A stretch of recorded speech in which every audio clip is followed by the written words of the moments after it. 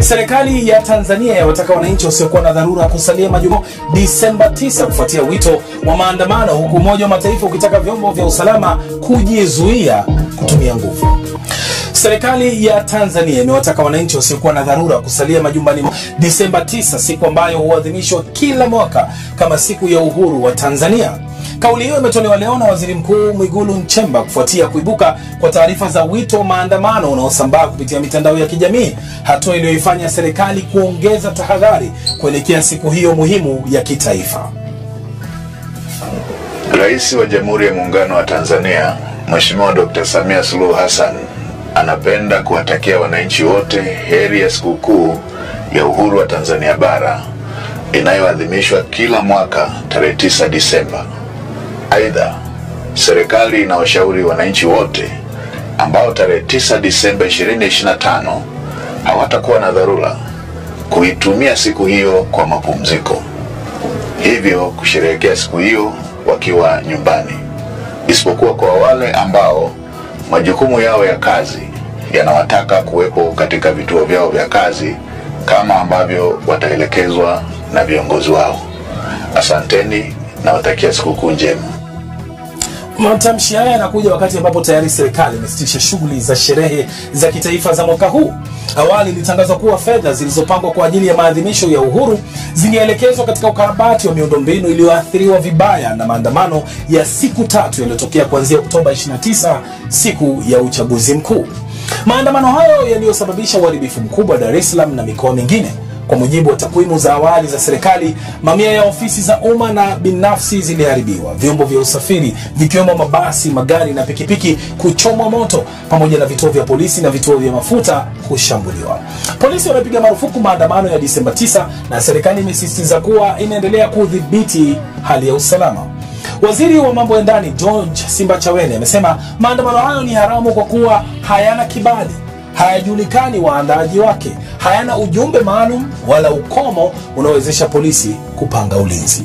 Tutumie nafasi hii kuwaomba sana wale wote ambao wanashabikia, wale wote ambao wanaona wao wameichoka amani, wale wote ambao wanaona hata mateso tuliyopata katika kipindi hiki wanaona hayatoshi, wataka tuongezea tena mengine, tuwaombe sana kwamba maandamano yanapokuwa hayana kibali na hayapo kwa mujibu wa sheria hayakubaliki na ni kinyume cha sheria, na kwa hivyo vyombo vyetu vya usalama vitayadhibiti.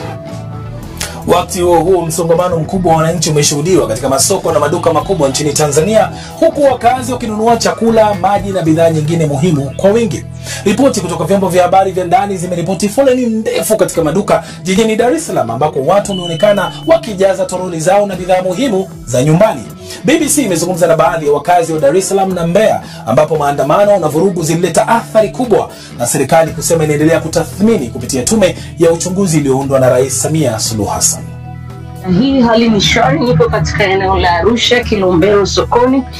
Ninapambana kuhakikisha kwamba ninafanya manunuzi ya vitu vya kula, na nimeamua kufanya hivi kwa kile ambacho kinaendelea kuzungumzwa ambacho sio rasmi kiserikali. Sasa mimi nimeona nifanye manunuzi na familia yangu ili niwe na uhakika wa kupata chakula nyumbani kwangu wakati tukiwa tumejifungia.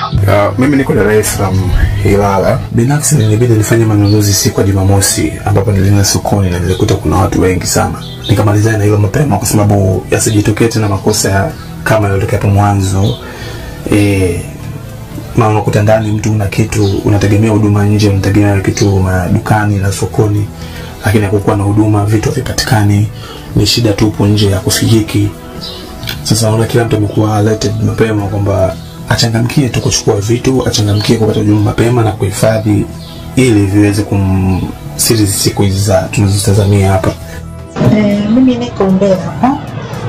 Nimeamua kufanya manunuzi yangu mapema kwa sababu sitaki kitokee kama kilichokuja kitokea mwezi wa Oktoba ule, kwamba watu hatukujiandaa halafu mwisho wa siku tunakuja tumewekwa lockdown tukapata shida. Kwa hiyo mimi nimeona ni vyema safari hii nijihadhari kabisa, ninunue vitu vyangu kabisa, nifanye manunuzi yangu, ili chochote kitakachotokea, kama ni kitotokea tukabaki ndani, mimi sitaweza kuathirika na chochote.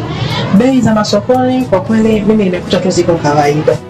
Sasa haya yote yanahusianaje na hali ya haki za kibinadamu nchini Tanzania? Tuungane sasa na Saif Magango, ni msemaji wa kamishna wa haki za kibinadamu wa Umoja wa Mataifa. Karibu sana Magango. Kwanza tu serikali ya Tanzania inasema maandamano ni haramu na hajapewa kibali.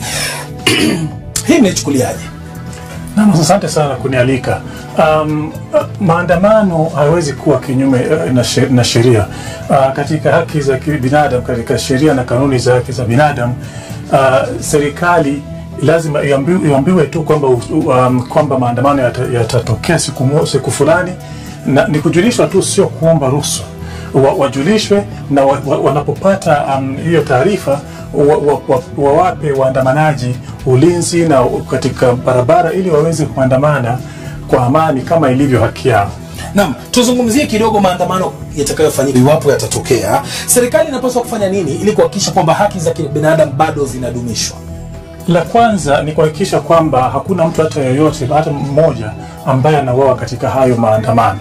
Utakumbuka baada ya uchaguzi wa tarehe 29 mwezi Oktoba, mamia ya watu wameuawa na wengine kupelekwa na kuwekwa vizuizini kiholela, na mpaka wa leo wiki 5 zimepita na serikali haijakiri ni watu wangapi waliuawa, lakini imeweza kukiri watu ni mali gani iliharibiwa.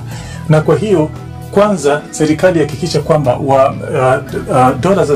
vyombo vya dola na vyombo vya ulinzi na havitumii nguvu kuzidi kiasi, ikiwemo pia nguvu inayoweza kusababisha kifo. Na pia isiwachukue watu ambao wanaandamana kuwapeleka na kuwapoteza kama ilivyokuwa mbeleni, na kuweka katika vizuizini bila kufuata masharti yanayofaa katika kanuni za haki za binadamu.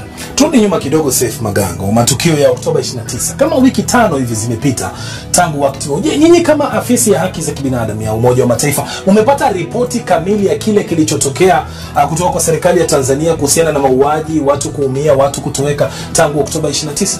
Naam, hatujapata taarifa ya rasmi kutoka serikali, na ndio sababu tunaisihi serikali ifanye juu chini iwezekane kufanyika uchunguzi wa haki na ambao ni bainifu, ili ijulishe watu nini kilichotokea na watu walikufa kwa sababu gani.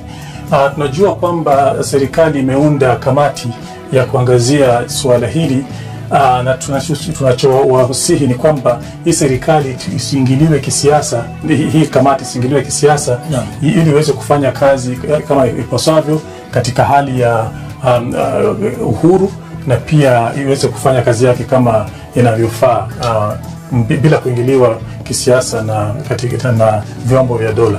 Hakikisha umesubscribe, comment, like na kushare. Mseto Media, we connect everywhere.